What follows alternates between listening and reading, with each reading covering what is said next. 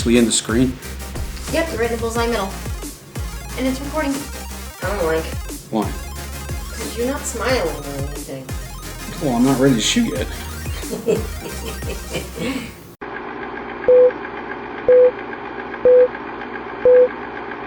Hello all, Frontier Geek coming at you again.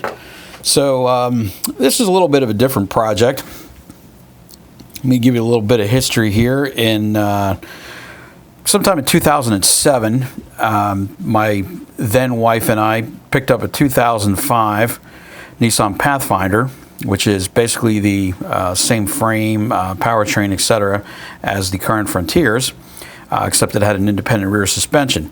Anyway, fast forward to 2010, and in our divorce, I ended up with the Pathfinder. She ended up with the Chevrolet that I was driving. And I ended up getting rid of the Pathfinder soon after that because if you all recall back then, that was when Obozo the Clown was in the White House and fuel prices took a massive spike. And that and the monthly payment was $505 a month. So between those two, that was really just enough to make a decision for me. And I traded it for a Mini Cooper, which turned out to be a massive mistake, but that's a story for another day and another time. Anyway, you're probably wondering what all that has to do with. Fast forward, I kept the cargo carrier, which I had purchased from Harbour Freight, that is one of those units that will slot into the back of a trailer receiver where you usually put your hitch. You can actually put this back there too, and you can stack totes, boxes, whatever, bicycles even, I suppose, on the back of this. And I did hold on to that. I had just kept it banging around from time to time during all the places that I ended up moving to in between, and finally ended up down here outside of Metro DC, and it was hanging in the garage and hadn't really had a great need for it, but there were a couple of reasons that I hadn't used it, and one of those was that especially at night I was rather concerned. It only had two tiny reflectors on the rear. My concern was the way people drive down here. If you've ever been on the DC Beltway, you'll know exactly what I'm talking about. People drive like maniacs. And I was figuring at night, my chances were about 50-50 that somebody would probably tailgate me and actually slam into this thing. So I decided that what would be smart if I'm planning on using it more, which seems to be more in the cards now, is that I would go ahead and add some actual active tail lamp assemblies, actually something with real LEDs that would light up instead of just being passive reflectors that would have to catch someone's headlamps and reflect them back. So that's the project that I'm detailing for today. So it's not a project exactly on the truck itself, but it's related to the truck. So without further ado, let me jump right in. All right, so as I was discussing, here we are, and here are the tail lamp assemblies. And let me move over here. Okay, and as I was saying, I panned over here to take a look. Alright, so let me run down through here. Okay, so only one of the lamps is mounted right now, obviously. Let me pan down through there. And I'll go ahead and back away. Now, this view's actually sideways. Because the cargo carrier is standing up while I'm working on it, so I don't really have any huge amount of space I can lay it flat. So yeah, I know the video is going to look a little weird, but that's what we got to work with. But anyway, so you can see here the one lamp's already mounted, and basically the idea, if any of you have ever seen one of these, is just that this plugs into the rear of a Class 3 hitch. Which I went ahead and installed on my Pro 4 because the Pros don't come with a towing trailer package, but some of the other ones do. So if you already have one, well, it's obviously real easy. There's just this metal stinger here sticking out the back, and let me pan back over here again.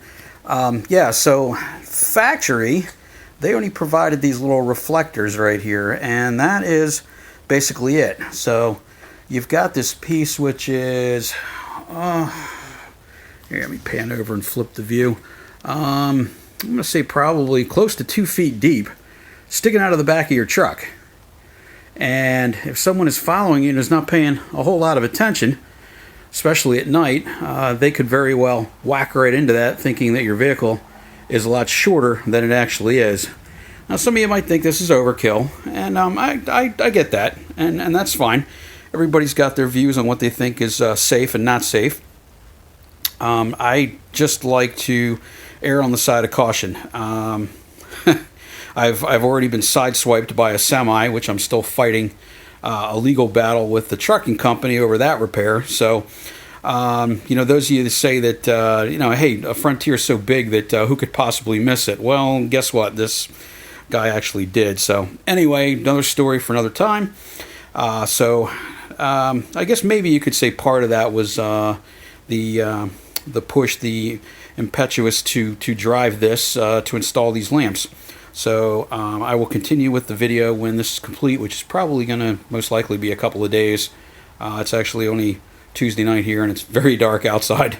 So only be a few minutes in your time, but most likely possibly not until the weekend. I'm going to go ahead and get this all wired up and tested, and I will show a video from the back of the truck when everything's complete and plugged in. I plan on wiring this with a 4-pin that will just plug right into the trailer harness, just like you were actually towing something. And all of these lamps will be functional, well, except for the reversing lights. I really don't see there's probably any point in using them.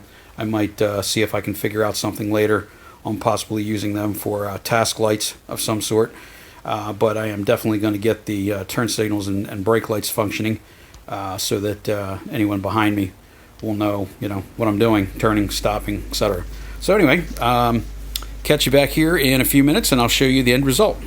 Let me show you something here real quick, too. This is how I went ahead and actually installed them. I had some aluminum C-channel just laying around, which didn't cost me anything at all because I'd already purchased it for another project.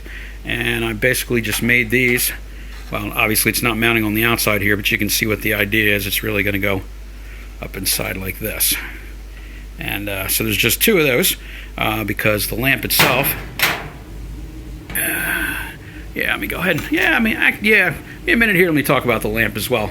This is pretty nice. Got 2 mounting studs here. And obviously you can see the hank of wires coming out the back here. And you turn it around. This will run on anything from 10 to 30 volts, as the little sticker here says. I tried one off my 12-volt power supply running at 13.2 volts, and it lit up quite nicely.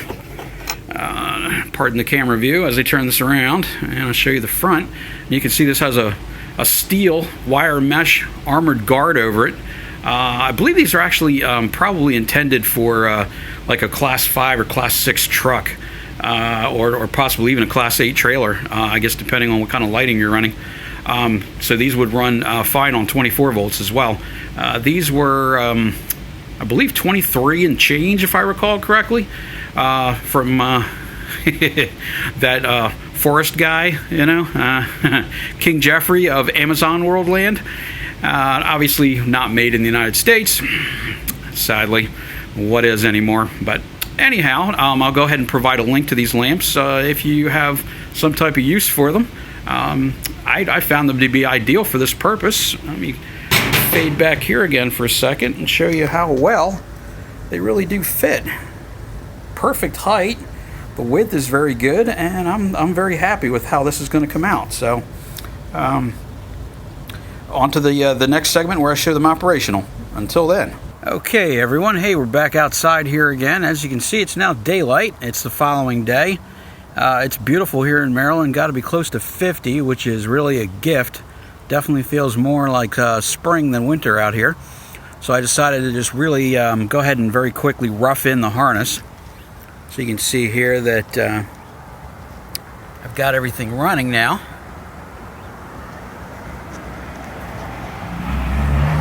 Give you a close-up.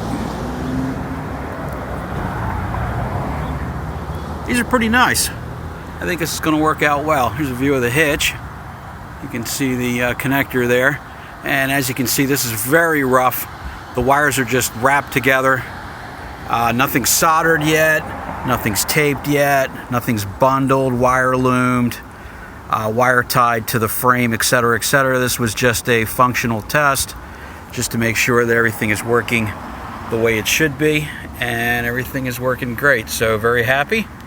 Going to be moving on, and the next portion of the video you will see the unit completed, and I'm probably going to shoot that at night, I think, most likely, just so that the relative illumination levels between these taillights and the truck's taillights will be a lot more obvious. Alright, so see you all in a moment. Alright, so here we are for the final part of the video. It is now dark out, obviously, and let me give you a closer look in here. It's yeah, this is probably not going to come out that great because it does seem to be completely overwhelming the CCD here in the camera because of the brilliance. But let me show you, pan over here. Okay. And one more time here with the running lights on as well. And you can see that I would have to say, just by eyeball, I'm thinking that the new lamps on the carrier are slightly brighter than my existing OE truck lamps, just from what I'm seeing here. Like I said, the camera's gonna get all freaked out because it doesn't know exactly what's going on here. So that's probably not gonna be the greatest determination. We'll see how that works out. But anyway, so there's the completion of the project. And until next time, this is FG signing off. And hopefully the weather will be turning not too long from now. And you got a chance to go out and get her muddy. So until next time, FG out.